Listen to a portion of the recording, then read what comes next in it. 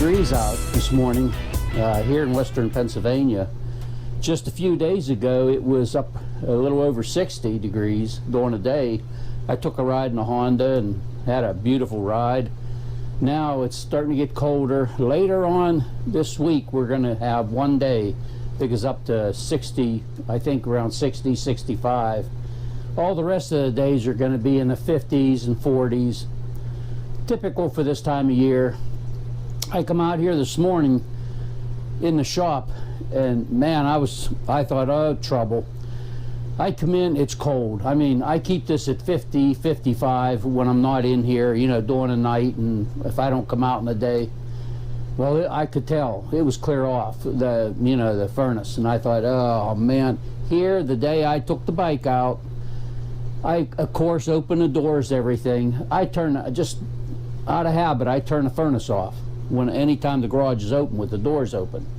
Never thought to put it on, so I hurried up and put it up to about 70, so it's heating up now. But I made new doors for my shop. I call them the plastic doors with the plastic because if I'm in here and you have this door closed, well, that's all you see when you're in here. And I always hear something sounds like a car out there or a truck or something. I got to go outside and look. Well, I used to make these for screens, and I had screens on them for in the summertime. Well, then winter came, I put clear plastic over them. And those doors last many, many years, but the bottom of them's getting a little rotted. I mean, I could have still used them. I said, no, I got some 2x4s. That's what I make them out of. I split the 2x4s down in half, and then that's what I make the frame out of. Then I take a 2x4 and lay it flat on a table saw, and I just start cutting like a 1/4 inch. I'll take like two 2x4s and make all those strips to put the plastic on. I, of course, paint them before I put them together and all that. I have them out there. But on the bottom, I thought, even though it's painted, I'd like to put some extra protection. Well, you know how you can buy the Flex Seal and, you know, spray it on, and it's kind of like a rubber, and it really, you know, seals it and that, but that stuff's expensive. No, I mean, it ain't that bad if you're just going to use it on that. You know, I could put a couple good coats. But I thought, you know, I got something that would work. This is Dura Color rubberized undercoating for underneath cars. In this new formula, when you spray it on, it ain't like the old tar stuff that runs off and gets everywhere. You'd have to put plastic under your car so you don't drip it in your driveway or whatever. This stuff sprays on almost just like a paint, and I mean, it stays there, and it turns to a rubber, and it's paintable, rubberized, resists rust. And I thought, I got a few cans of this back here, so I got it. I painted the bottom of those doors, so because that's where all the water's going to go down and lay. So let's go outside and I'll show you my new doors. So there's one of my doors, the other one's sitting on its edge here, and I have these pressed fit, one for each side. I make them like that so they're easier to handle, because with that wood on the bottom they're pretty heavy, and that's one piece of plywood. The other ones I had stripped 2x4s. I had put the 2x4s up on their side and stripped about 1/4 inch thicker, maybe 3/8, and put slats all over there. Well, this time I used solid wood. I put plastic from the top clear down here, and then I left an extra flap right here. And you can see I put the stripping and just put screws in. You don't want to use staples, because someday you're going to have to change this plastic. It gets bad where you can't see through it, and you know, the sun eats at it. So I put this on, and I have deck screws, small deck screws in here, all on these strips. That way I can change them up real quick. But this flap here I brought down, and if I cut that off, you can see this edge right sticking out here. This is a little bit thicker than this. So what I did was I just left that long, and I'm going to put it down. I have clear tape I'm going to put across there. That way the water comes down here, it'll go right over that. It won't soak into this. That'll help. Now, as I was saying, you can see here on the bottom how I put that rubberized undercoating, and you could use Flex Seal, but I sprayed that with a heavy coat of it and left it dry. It dries fast, and it really come out nice. So let me set them. I had them marked, but I painted them so I don't know which goes on the left or right. And I mark them as if I'm inside looking out, right and left. So I have to see, put this in here. If it don't fit, put it over here. Because what I do is when I put this together, and I have a nail gunner, and I shoot the nails in through here, I put some glue on these big strips, shoot nails in there, and I countersink them a little bit. I put like a punch on them and put them in. That way I can take my router, electric router, or not router, but planer, and I can go over this and make it fit in here. I want it tight, you know, and I'll test fit it, and oh, I got to shave a little bit off here or up here, you know, and I'll shave it till it fits good.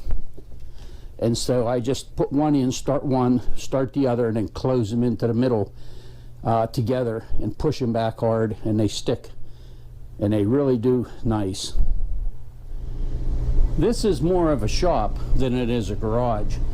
I call it my shop. The other building has an open end because of tax purpose, and we call it the garage. So I got my doors on the outside, my plastic doors I call them, and they were a tight fit, but they'll wear a little bit taking them in and out. But I'll be leaving them there for the next few days until we get like that 61-degree temperature day, and I'll go for a ride in a Honda. And over here, I'd shown this before, I have a switch right here that I have to turn on to use my garage door opener. I do that so that this doesn't sense something and come open when we're away or anything. But you can see now that looks nice. But I'm in here working. I got that heavy plastic, and I got the plastic from Walmart. They have it on rolls, and they had, I think on one roll, they only had one roll, and it was real thin. Well, I just happened to notice, look down below, and they had this plastic, it was folded up. It was like folded over into a big square, and I looked at it, and it was real heavy, and I said, that's what I want. So I bought two pieces. I knew the size I need and everything, and I got 2 pieces and put one on each side. And I had enough left that I gave Lois, and she's putting it over a couple windows in the house for winter. And it's so nice because you can see out now.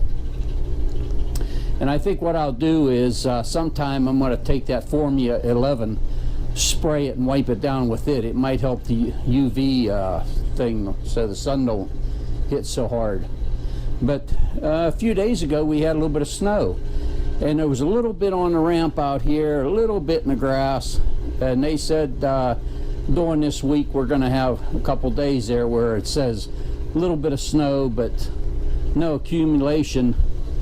But if you have a garage and you know you want to work in there in the winter and you want it so you can see out and it's nice, I mean, man, you can look out, see what's going on, make yourself a couple doors like this. That is so nice, because then when the sun's up, it comes in through here. It really helps to warm the place up. And I just like it so much better.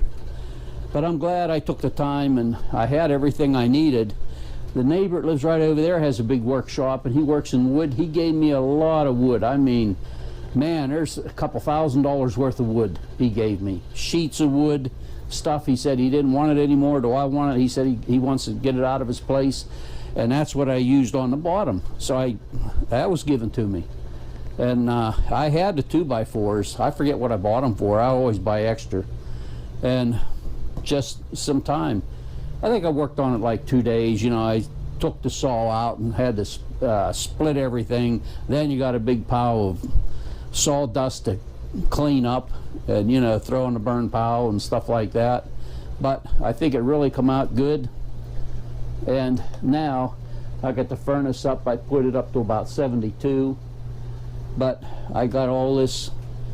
It is so nice. Just like right there's the truck going, but man, it's nice. One other thing I wanted to say is I watch a lot of YouTube stuff like Double Boost. John Mills is his name. He's over in the UK, and he has it looks like a one-car garage when he shows it. When he's working on something, he does a lot of machining, welding, all that stuff. Looks like it's a lot bigger, but I think he has another room with plasma cutter in there. But anyway, you'll see these guys and you'll see they're bundled up. You'll even sometimes see a guy working in his shop or garage, and his breath, you can see his breath. Why wouldn't you have all these expensive tools, everything, you can't buy a furnace and put in there? I mean, if you have an oil furnace like I have, I got another tank, I got it given to me free. Just happened, my brother knew a guy that was trying to get rid of one. And I mentioned to my brother about, I put the furnace out here, I said, I got to start looking for a tank. He said, wait. He called, he come back and he told me, he said, hey, I got you a tank. He said, I'm going to go up and get it, you know, sometime. I said, okay. By God, and it's nice. It is nice shape. I didn't really have to paint it, but I put a coat of paint on it, put it right behind the garage, and if you use gas, you could run another gas line. But I mean, why wouldn't you have heat in there? You know, because you're going to be in there during the winter, especially like here in western Pennsylvania. We get that snow and everything. You ain't going to be going outside or coming out here in a cold garage, you know. And plus, all my tools and everything, they don't get it, that temperature don't go up and down so much. You don't get the condensation in stuff. You don't get it in your bikes. Your tools are better and everything. And when it rains a lot, I put on a dehumidifier, and it's a big one. My neighbor gave it to me. It kept freezing up on him, and he had it in his basement. They have like a finished basement, and he run it down there. He said, you want it? Yeah, I know you want parts and that. I said, yeah, I'll take it. So I brought it over, and I used it, but I was always right here when I put it on. And it takes a lot of water. You're amazed how much water it takes out of this little shop. So I have it hooked up. But what I want to do is find a place for it and then run the hose down under the garage, because this is up off the ground, this shop. And then just let it go. I ain't got to empty it.